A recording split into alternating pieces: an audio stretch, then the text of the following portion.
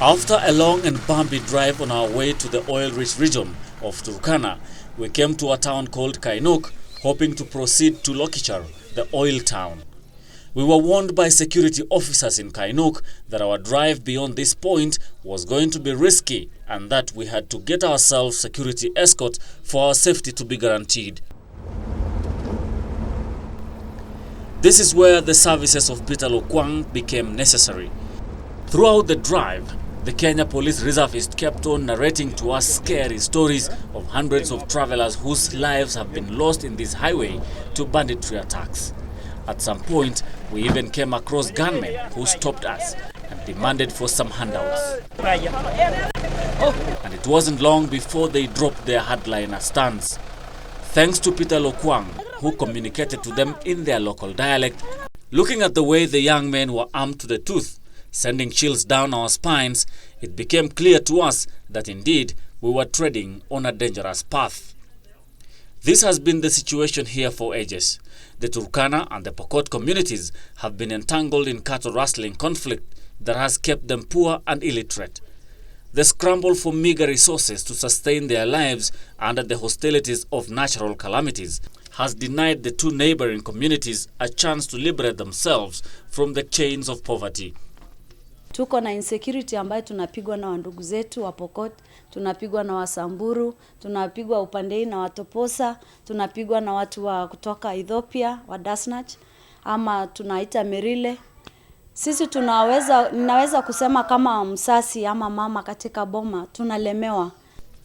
Economic projects initiated in the area have always been marred with conflicts orchestrated by lack of clear boundaries and hence forcing them to close down or just collapse naturally. The Takwel Gorge hydroelectric power project, which is situated right at the boundary of the two communities, is one that is currently at the verge of collapse.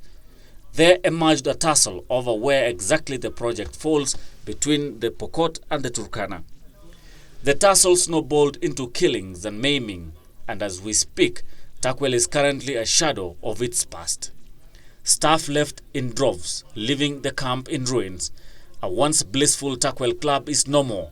So is every other facility apart from the running turbines and the control room that is under 24 hours watch. The Takwel story is indeed a sad one, a facility of this magnitude being run down by insecurity.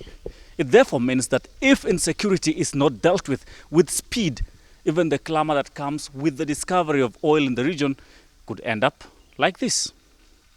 This is not good news to the locals who are now anticipating better lives when the oil project finally yields returns. Sisi tunauliza government iko wapi? Katikati ya watu wawili, hawa wezi na serikali, ni nani serikali kati ya wawili? Nauliza hata wewe sasa hivi na wengine wengi, nani kati ya watu wawili walibu na government, nani iko na super power?